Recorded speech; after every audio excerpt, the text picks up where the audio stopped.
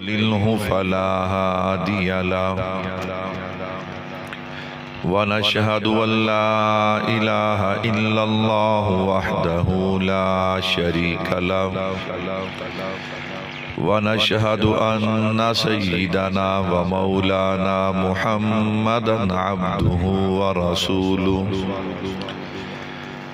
أما بعد أعوذ بالله من الشيطان الرجيم بسم الله الرحمن الرحيم وقضى ربك ألا تعبدوا إلا إياه وبالوالدين إحسانا صدق الله العظيم وصدق رسوله النبي الكريم ونحن على ذلك لمن الشاهدين والشاكرين والحمد لله رب العالمين۔ رحم کر میرے مولا، تجھے رحمت کا خدا کہتے ہیں۔ رحم کر میرے مولا، تجھے رحمت کا خدا کہتے ہیں۔ اس محمد کے واسطے جسے صلی علی کہتے ہیں۔ پیاسے رہو گے ساقی کوثر کو چھوڑ کر، پیاسے رہو گے ساقی کوثر کو چھوڑ کر، پی جاؤ چاہے سات سمندر نچوڑ کر۔ کتنا بلند ہو گیا مٹی کا آدمی، کتنا بلند ہو گیا مٹی کا آدمی، رشتہ رسول پاک کے قدموں سے جوڑ کر۔ میرے نہایت ہی واجب الاحترام تشریف فرما عزیز بزرگوں، دوستوں، بھائیوں، آپ تمام حضرات کے علم میں ہے ہم سب کا یہاں پہ جمع ہونا ہمارے نہایت ہی محترم بھائی محمد بلال صاحب، ان کی والدہ ماجدہ کی تعزیت کے سلسلہ میں ہے۔ اللہ سے دعا ہے کہ اللہ ان کی والدہ کی قبر کو جنت کا باغ بنائے، آخرت کی منزلیں آسان فرمائے۔ اللہ ہم سب کو مرنے سے پہلے مرنے کی فکر اور تیاری کرنے کی توفیق عطا فرمائے۔ میں نے جو آیت کریمہ آپ حضرات کے سامنے تلاوت کی ہے، اس کی روشنی میں عظمت والدین اور خصوصاً عظمت ماں پہ کچھ باتیں عرض کرنے جا رہا ہوں۔ میرے بھائیو یاد رکھیے گا، انسان پر جو حقوق ہیں وہ دو طرح کے ہیں۔ نمبر ایک حقوق اللہ، نمبر دو حقوق العباد۔ حقوق اللہ کہتے ہیں کہ وہ حق جو اللہ کے بندے پر ہے، اور حقوق العباد کہتے ہیں کہ وہ حق جو بندے کے بندے پر ہے۔ یاد رکھیے گا، علماء نے مسئلہ لکھا ہے کہ اللہ رب العزت کے حق کی جہاں تک بات ہے، اگر بندہ شرک نہ کرے، اللہ کو کسی کا شریک نہ بنائے، جتنا بھی گنہگار ہوگا قیامت والے دن اللہ چاہیں گے تو اپنی رحمت سے معاف فرما کے جنت میں داخل کر دیں گے۔ لیکن جہاں تک بات حقوق العباد کی ہے کہ جو حق بندے کا بندے پر ہے، جب تک بندہ قیامت والے دن بندے کو معاف نہیں کرے گا اسے اللہ بھی معاف۔ اس لیے حقوق العباد ان کو سمجھنا بہت ضروری ہے۔ میں حقوق العباد کی اہمیت پہ ایک حدیث مبارکہ سنا کے پھر اپنے عنوان کو آگے بڑھاؤں گا۔ اللہ کے نبی صلی اللہ علیہ وسلم کی مجلس ہے۔ اللہ کے نبی صلی اللہ علیہ وسلم نے ارشاد فرمایا، میرے صحابہ غریب کسے کہتے ہیں؟ اللہ اکبر۔ آقا علیہ الصلوۃ والسلام کا یہ طرز تھا، عادت مبارکہ تھی کہ کبھی بات سمجھانے کے لیے اللہ کے نبی صلی اللہ علیہ وسلم خود سوال فرمایا کرتے تھے۔ صحابہ کرام سے پوچھا، صحابہ غریب کسے کہتے ہیں؟ صحابہ کرام نے عرض کیا، اللہ کے نبی جس کے پاس دنیا کا مال نہ ہو، دنیا کی جائیداد، زمین، روپیہ، پیسہ نہ ہو، وہ بندہ غریب ہے۔ میرے محبوب نے فرمایا، نا حقیقی غریب یہ نہیں۔ اللہ کے نبی حقیقی غریب کون ہے؟ اب میرے محبوب کا جواب سنیے۔ فرمایا، کل قیامت کا دن ہوگا، ایک بندہ اللہ کے دربار میں آئے گا، اس کے پاس نیکیوں کے پہاڑ ہوں گے، 2 4 10 نیکیاں نہیں، نیکیوں کے پہاڑ ہوں گے۔ جب وہ اللہ کے دربار میں پیش ہوگا، اب اس کے حقوق اللہ چیک ہوں گے۔ نماز پوری ہے، روزہ، حج، زکوٰۃ، یعنی اللہ کے حقوق جو ہیں وہ حق سارے کے سارے پورے ہیں۔ اب بات آئے گی حقوق العباد کی۔ اللہ فرمائیں گے، ہاں بھائی، کسی نے اس بندے سے کوئی حق تو نہیں لینا۔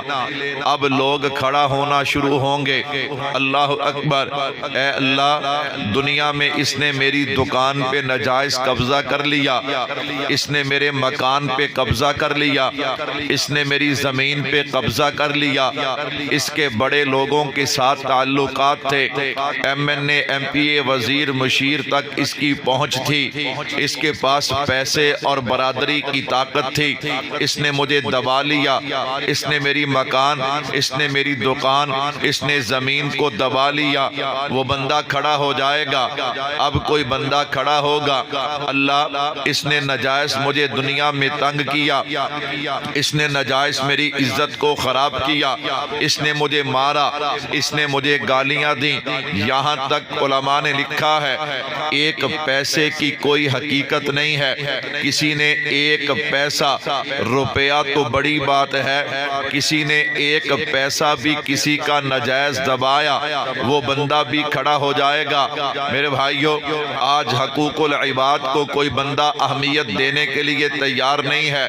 ہم بڑی بڑی زیادتی کر کے، ہم بڑا بڑا نقصان کر کے، لوگوں کا حق مار کے ہم کہتے ہیں مسئلہ ہی کوئی نہیں ہے۔ اللہ بڑا رحیم ہے، اللہ بڑا کریم ہے، اس میں کوئی شک نہیں۔ اللہ رحیم بھی ہے، اللہ کریم بھی ہے۔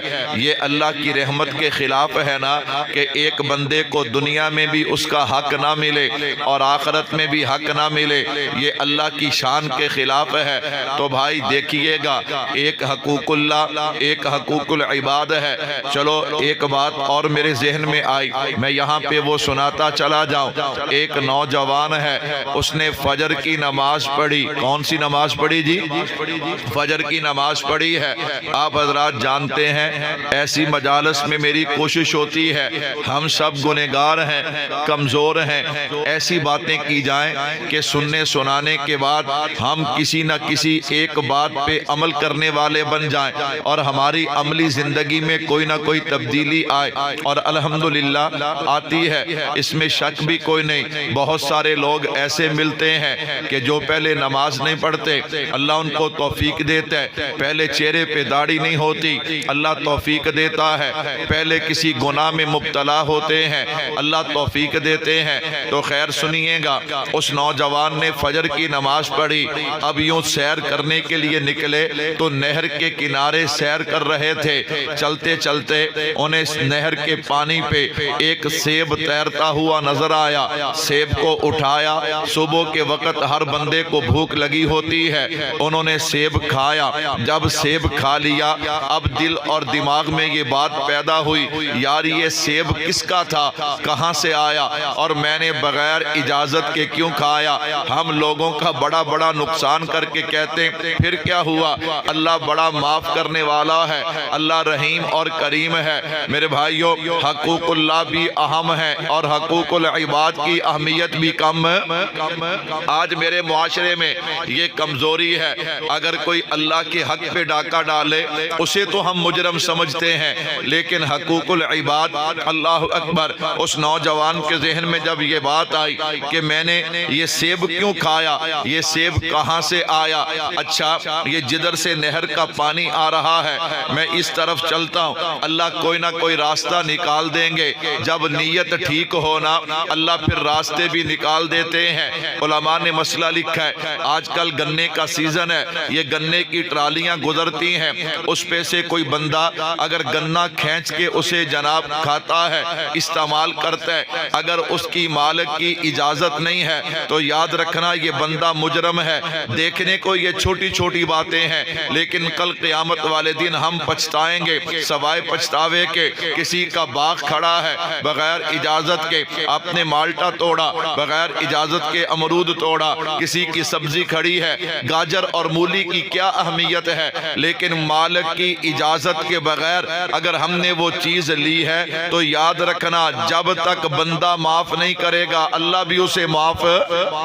خیر وہ نوجوان چل پڑا، میرے بھائیو سننے کی بات ہے، وہ نوجوان چلتے چلتے اس نے ایک باغ دیکھا سیبوں کا، اس کے چاند درخت جو ہیں وہ بالکل نہر کے کنارے کے قریب اور ان کی شاخیں پانی کے اوپر جھکی ہوئیں، پھل لگا ہوا، سمجھ گئے یہاں سے سیب گرا اور میرے پاس پہنچا، مالک کا پتہ کیا، مالک بھی آگے نیک آدمی تھا، اسے جا کر کہنے لگے اللہ والے یہاں سے سیب گرا میں نے اٹھا کے کھا لیا، یا تو اللہ کے لیے معاف کر دے یا اس کی قیمت لے لے۔ وہ آدمی بھی سمجھ گیا بھری جوانی میں عین عروج کے زمانے میں جو بندہ ایک سیب کی خاطر اتنا سفر کر کے آیا یہ بندہ کوئی عام بندہ نہیں ہے، اللہ اکبر۔ وہ آگے سے بندہ کہنے لگا نہ تو میں تجھے معاف کرتا ہوں اور نہ ہی اس کی قیمت لیتا ہوں، میں اور آپ ہوتے تو کیا کہتے پھر جا تو کام کر، سیب ہی کھا دے، کیڑا کوئی قیامت آ گئی ہے، کوئی سونے کا سیب تھوڑا تھا جو میں نے کھا لیا تو معاف بھی نہیں کرتا اور قیمت بھی نہیں لیتا۔ جن کو آخرت پہ یقین ہے، جو اس بات پہ یقین رکھتے ہیں کہ قبر بھی ہے اور اللہ کے سامنے پیش بھی ہونا ہے، وہ چھوٹی چھوٹی بات سے ڈرتے ہیں، وہ چھوٹی چھوٹی بات کا خیال کرتے ہیں۔ اللہ اکبر۔ بابا جی دو ہی صورتیں ہیں، یا تو معاف کر دیجئے یا قیمت لے لیجئے۔ وہ بزرگ کہنے لگے نوجوان میری ایک شرط ہے، اگر تو شرط مانے تو پھر میں تجھے معاف کروں گا۔ جی کیا شرط ہے؟ میری ایک بیٹی ہے جس کی حالت یہ ہے وہ آنکھوں سے نابینی اندھی ہے، کانوں سے بہری ہے، زبان سے گونگی ہے، ہاتھ پاؤں سے لولی اور لنگڑی ہے، اگر اس سے شادی کرے گا تو میں تجھے معاف کر دوں گا۔ میں اور آپ ہوتے تو کیا کہتے یہ میرے لیے بچی ہے، ایسی لڑکی سے میں شادی کروں اور اپنی زندگی برباد کر لوں۔ کہا بابا جی معاف تو کر دیں گے نا؟ کہا معاف کر دوں گا۔ میرے بھائیو آپس میں نکاح ہو گیا، رخصتی ہوئی نا، اس نوجوان نے دیکھا آنکھیں بھی سلامت ہے، بولتی بھی ٹھیک ہے، سنتی بھی ٹھیک ہے، ہاتھ پاؤں بھی ٹھیک ہے۔ اپنے سسر سے ملاقات ہوئی، ابا جان آپ نے میرے ساتھ جھوٹ بولا۔ بیٹا میں نے تو کوئی جھوٹ نہیں بولا۔ آپ نے کہا نابینی ہے۔ کہا بیٹا تو سمجھا نہیں، میں نے اس لیے کہا کہ جب سے بالغ ہوئی ہے اس نے بغیر ضرورت کے کسی غیر مرد پہ نگاہ۔ میرے بھائیو یہ معیار ہے مسلمانی کا۔ اللہ اکبر۔ آج ہمارے ہاتھ سے پردہ نکل گیا، ایک ہے کمزوری اور ایک ہے ہٹ دھرمی۔ میں اور آپ صرف کمزوری نہیں ہٹ دھرمی پہ اترے ہوئے ہیں، اور جو اللہ کے مقابلے میں آئے اللہ اس قوم کو برباد کر کے رکھ دیا کرتے ہیں۔ آج کل ہم یہ نہیں کہتے کہ جی کمزوری ہے پردہ کرنا چاہیے، آج کل ہم کہتے ہیں او جی دل صاف ہونے چاہیے دینے، نعوذ باللہ، یعنی پردے کے حکم کا ہم نے مذاق بنا کے رکھ دیا۔ اور آج ایک نیا فیشن ہے کہ ہاتھ بھی ننگے ہیں، پاؤں بھی ننگے ہیں، چہرہ بھی ننگا ہے، یہ کون سا پردہ ہے؟ میرے بھائیو یاد رکھیے گا، یاد رکھیے گا، جو عورت پردہ نہیں کرتی، جو عورت پردہ نہیں کرتی وہ حرام کام کی مرتکب ہوتی ہے، ناجائز کام کی مرتکب ہوتی ہے۔ اللہ اکبر، اللہ اکبر۔ یہاں تک علماء نے مسئلہ لکھا ہے کوئی عورت خوشبو لگا کے گھر سے نکلے نا، وہ خوشبو غیر مردوں تک جائے، اس وجہ سے بھی وہ عورت گنہگار ہوتی ہے۔ پردہ تو بڑی دور کی بات ہے میرے بھائیوں۔ خیر میں عرض کر رہا تھا ابا جان آپ نے کہا وہ لولی اور لنگڑی ہے، کہا اس لیے کہا کہ جب سے بالغ ہوئی ہے بغیر پردے کے گھر سے باہر نہیں نکلی، اب ایسی لڑکی اور ایسا نوجوان، علماء لکھتے ہیں کہ ان کے نکاح سے اس عورت کے بطن سے جو سب سے پہلا بچہ پیدا ہوتا ہے اسے دنیا پیران پیر حضرت شیخ عبد القادر جیلانی کے نام سے یاد کرتی ہے۔ میرے بھائیو یہ اثرات ہیں، یہ اثرات ہیں پردے کے، یہ اثرات ہیں حلال کے، بغیر حلال کے اور بغیر پردے کے۔ میں اور آپ کہیں ہمارے گھروں میں شیخ عبد القادر جیلانی پیدا ہو، معین الدین چشتی اجمیری پیدا ہو، نمازی اور نیک اولاد پیدا ہو، نانا خیر توجہ کیجئے گا۔ میں عرض یہ کر رہا تھا، اللہ کے نبی صلی اللہ علیہ وسلم نے فرمایا ایک بندہ اللہ کے دربار میں جائے گا، حقیقی غریب کسے کہتے ہیں؟ حقوق العباد کو سمجھیے گا۔ اللہ رب العزت فرمائیں گے ہاں بھئی کسی نے اپنا حق تو نہیں لینا۔ اب لوگ کھڑا ہونا شروع ہوں گے، اللہ اکبر، یہاں تک کہ کسی نے کسی کو ناجائز گالی دی، کسی کو ناجائز تنگ کیا۔ آج میرے معاشرے کا ایک بہت بڑا ناسور ہے، وہ ناسور کیا ہے؟ اللہ رحم کرے کسی جگہ پہ لڑائی ہو جائے، جھگڑا ہو جائے، ہمیں پتہ ہوتا ہے ہمارا مجرم کون ہے، لیکن ہم جان بوجھ کے 10 لوگوں کا نام ساتھ اور شامل کرتے ہیں۔ ایک کابوت آئے نے انہاں نو رگڑا لا لو، اس برادری نو پتہ لگ گئے، اس گھر نو پتہ لگ گئے، اللہ اکبر۔ میرے بھائیو کیا ہو جائے گا؟ 2-4 مہینے پریشانی ہے نا، پھر ختم ہو جائے گی، لیکن جو زیادتی تو نے کی ہے قیامت والے دن اس کا جواب کیا دے گا؟ خیر لوگ کھڑے ہونے شروع ہو جائیں گے، اللہ فرمائیں گے ہاں بھئی ان کے حق ان کو دے۔ اب وہ بندہ کہے گا اللہ سب کچھ تو دنیا میں رہ گیا، میں کہاں سے حق دوں؟ اللہ فرمائیں گے فرشتوں حساب کرو، جس نے جو حق لینا ہے اس کی اتنی نیکیاں ان لوگوں کو دینا شروع کر دو۔ بھائی قصہ کہانی نہیں سنا رہا، اپنے محبوب کا فرمان سنا رہا ہوں۔ فرمایا نیکیاں ختم ہو جائیں گی اور حق لینے والے ابھی باقی ہوں گے۔ فرشتے عرض کریں گے اللہ نیکیاں ختم ہو گئیں، حق لینے والے باقی ہیں۔ اللہ فرمائیں گے اب ان کے گناہ اس کے کھاتے میں ڈالنے شروع کرو۔ اللہ اکبر، کیسا عجیب معاملہ ہے۔ فرمایا جب حساب کتاب برابر ہوگا نا تو یہ بندہ اللہ کے دربار میں آیا تھا نیکیوں کے پہاڑ لے کے، اب نکلے گا تو گناہوں کے پہاڑ لے کے نکلے گا۔ آیا تھا تو جنتی تھا، نکلے گا تو جہنمی بن کے نکلے گا۔ یہ ہے حقوق العباد۔ اس لیے میں نے عرض کیا نا انسان پر جو حقوق ہیں وہ 2 طرح کے ہیں، اور میں نے جو آیت پڑھی ہے اس میں اللہ نے دونوں حقوق کو بیان کیا۔ فرمایا وَقَضَىٰ رَبُّكَ أَلَّا تَعْبُدُوا إِلَّا إِيَّاهُ وَبِالْوَالِدَيْنِ إِحْسَانًا۔ تیرے رب کا فیصلہ ہے، تیرے رب کا حکم ہے کہ تم نے عبادت اللہ کی کرنی ہے۔ کیوں؟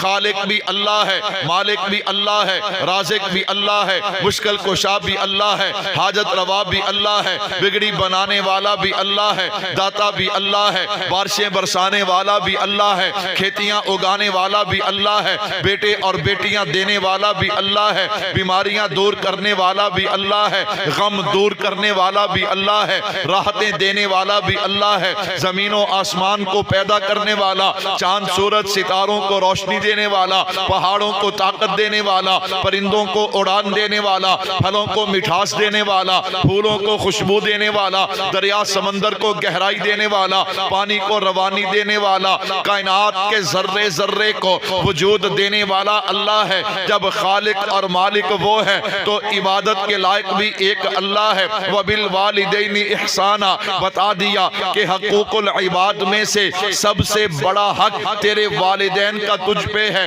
اس لیے عبادت اللہ کی کرنی ہے اور حسن سلوک والدین کے ساتھ کرنا ہے۔ میرے بھائیو والدین کا مقام کیا ہے؟ والدین کا شان کیا ہے؟ وَبِالْوَالِدَيْنِ إِحْسَانًا۔ میرے محبوب نے اس بات کو یوں سمجھایا، صحابہ کرام کی مجلس ہے، والدین کا مقام سنیے گا، والدین کا احترام سنیے گا۔ اللہ کے نبی صلی اللہ علیہ وسلم نے ارشاد فرمایا میرے صحابہ میں تمہیں کبیرہ گناہوں میں سے بڑا گناہ بتاؤں؟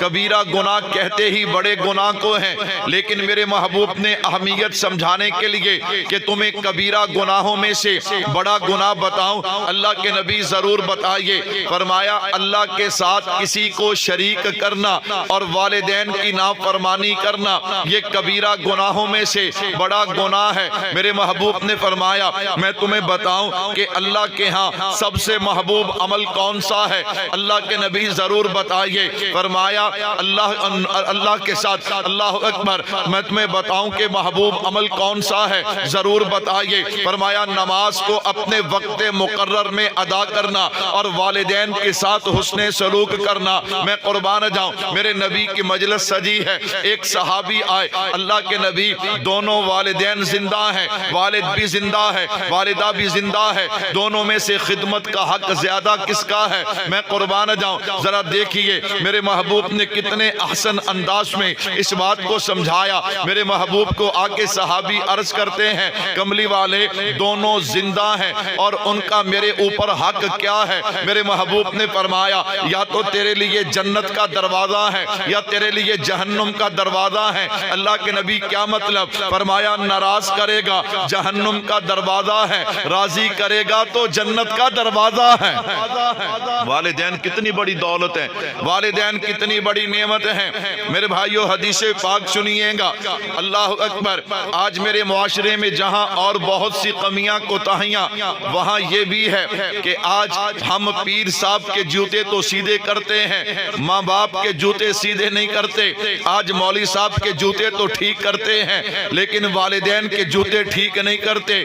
آج میرے بھائیو ہم پیر صاحب، مولوی صاحب، نعت خان، قاری صاحب، میں یہ نہیں کہتا ان کے نہیں کرنے چاہیے، یہاں تک کہ کچھ لوگ تو سیاست دان اور پھر سیاست دانوں سے آگے بڑھ کے اللہ معاف کرے یہ ناچنے گانے والے جن کو کنجر کہا جاتا ہے، لوگ اس پہ بڑا فخر کرتے ہیں۔ کسی کے پاس کوئی نیک آدمی آئے نا، کوئی عالم دین آئے، کوئی حافظ قرآن آئے، کوئی پیر صاحب آئے، اور یار یہ تو سمجھ آتی ہے کہ یار میرے پاس قرآن کا قاری آیا ہے، میرے پاس عالم دین آیا ہے، میرے پاس کوئی اللہ والا آیا۔ میں نے ایسے لوگ دیکھے، یہ اللہ کی طرف سے ان کی عقلوں پہ پردہ ہے، بدبختی کی علامت ہے کہ لوگوں کے پاس یہ ناچنے گانے والے جن کو کنجر لوگ کہا جاتا ہے وہ لوگ آتے ہیں، وہ بڑے فخر سے بڑے خوش ہوتے ہیں کہ ساڑھے کوڑ فلانا فلانا۔ میں نے کہا بھائی یہ تیری بدبختی کی علامت ہے اور کچھ نہیں ہے۔ آپ کہیں گے مولوی صاحب بڑا سخت جملہ بولا ہے، میں نے کہا میں نے جان بوجھ کے بولا ہے، میں اس پہ دلیل رکھتا ہوں۔ پیران پیر